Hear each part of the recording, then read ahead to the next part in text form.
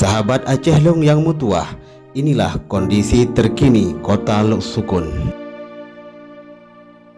Kondisi banjir ini menjadikan masyarakat di Lok Sukun tidak bisa beraktivitas seperti biasanya.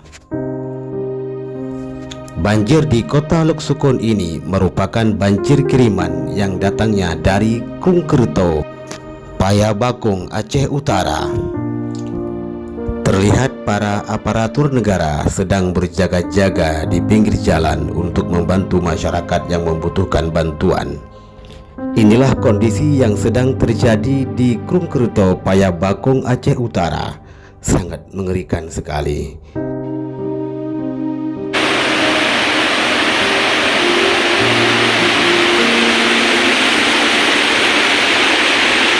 Semoga saja curah hujan tidak semakin tinggi di Lok Sukun dan juga di wilayah Payabakung, Krungkerto.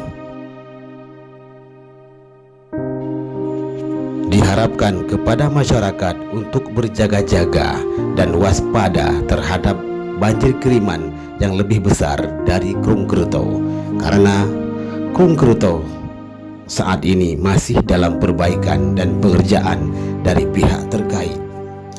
Inilah Krungkerto, irigasi terbesar di Aceh yang sedang dikerjakan.